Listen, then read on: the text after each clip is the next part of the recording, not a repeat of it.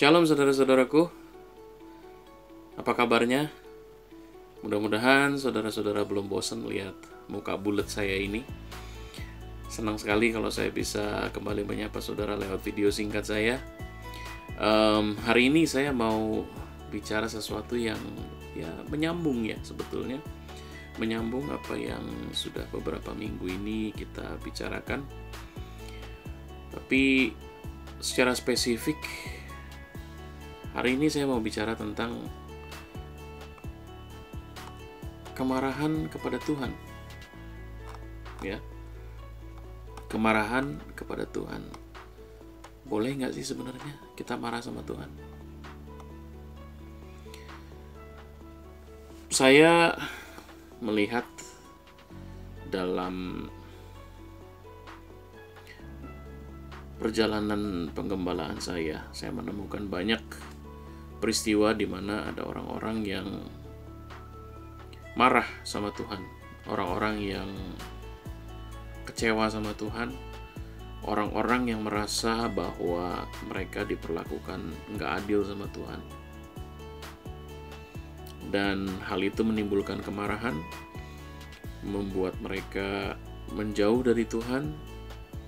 Bahkan beberapa dari mereka meninggalkan gereja, meninggalkan Tuhan sama sekali, meninggalkan gereja. Ada yang masih tetap, macam-macam sih reaksinya. Tapi ini bukan sesuatu yang langka, bukan sesuatu yang langka ditemui, tapi sesuatu yang malah bisa dikatakan cukup sering ditemui. Kalau bicara, minggu lalu saya share bagaimana marah itu adalah sesuatu reaksi yang wajar. Bagi saya, marah kepada Tuhan juga adalah sesuatu reaksi yang wajar. Itu suatu reaksi yang wajar. Setiap kali saya konseling, setiap kali saya ketemu dengan orang-orang yang merasa kecewa dengan Tuhan seperti itu, saya katakan kepada mereka, go ahead. Kalau kamu merasa marah kepada Tuhan, go ahead. Karena saya menemukan bahwa di dalam firman Tuhan ada contoh-contoh bagaimana ada orang-orang yang marah sama Tuhan. Salah satu contoh yang sangat sering kita lihat mungkin, atau sering dikotbahkan di gereja bagaimana Yunus marah sama Tuhan. Jadi setelah Yunus mengikuti apa yang sudah diperintahkan oleh Tuhan, lalu kemudian dia sempat melarikan diri, akhirnya dia bertobat, dia ikut perintahnya Tuhan, dan dia mengkhotbahkan penghakiman Tuhan kepada orang-orang Niniwe. Dan kemudian ternyata dia melihat orang-orang Niniwe mau bertobat, berubah hatinya, dan akhirnya Tuhan gak jadi menghukum mereka. Justru hal itu mengesalkan Yunus katanya. Dan dalam Yunus 4 pasal yang terakhir ayat 1-4 dikatakan, tetapi hal itu sangat mengesalkan hati Yunus, lalu marahlah ia dan berdoalah ia kepada Tuhan, katanya, ya Tuhan, bukankah telah kukatakan itu ketika aku masih di negeriku? Itulah sebabnya maka aku dahulu melarikan diri ke Tarsis, sebab aku tahu bahwa Engkaulah Allah yang pengasih dan penyayang, yang panjang sabar dan berlimpah kasih setia, serta yang menyesal karena malapetaka yang hendak didatangkannya. Jadi sekarang ya Tuhan, cabutlah kiranya nyawaku, karena lebih baik aku mati daripada hidup. Tetapi firman Tuhan, layakkah engkau marah?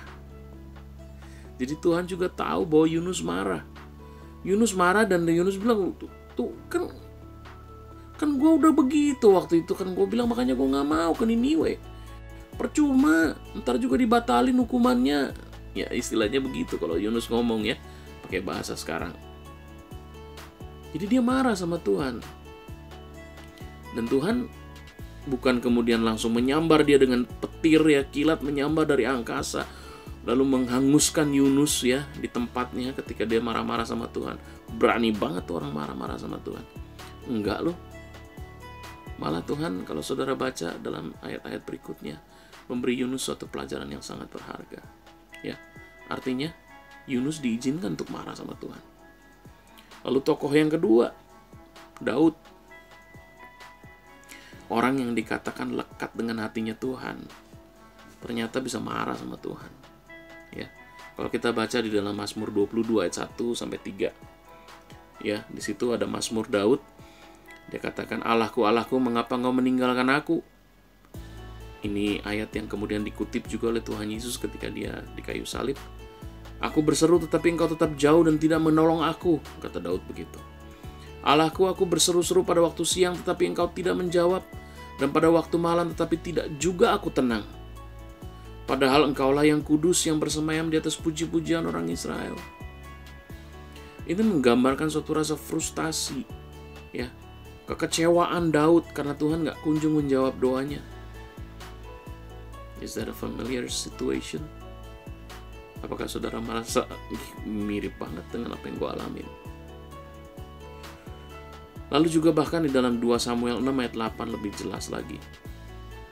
Suatu peristiwa ketika Uza, ya, berusaha untuk menahan tabut perjanjian supaya tidak jatuh karena gerobak yang ditarik oleh lembu itu oleng.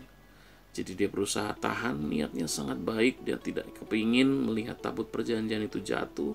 Dia pegang, tapi begitu dia sentuh, karena dia tidak layak menyentuh tabut, disambar oleh Tuhan dan mati di tempat. Lalu ayat 2 Samuel 6 ayat 7 katakan, maka bangkitlah murka Tuhan terhadap Uza, lalu Allah membunuh dia di sana karena keteledorannya, dikatakan teledor. Ia mati di sana dekat tabut Allah itu. Ayat 8-nya bilang Daud menjadi marah. Karena Tuhan telah menyambar Uza demikian hebatnya, maka tempat itu disebut orang Perez Uza sampai sekarang. Jadi Daud marah sama Tuhan. Dan kalau ada contoh-contoh seperti ini dalam firman Tuhan, saya cenderung mengatakan bahwa ini adalah sesuatu yang diizinkan oleh Tuhan. Artinya apa? Tuhan terbuka. Kita bisa open dalam hubungan kita sama Tuhan.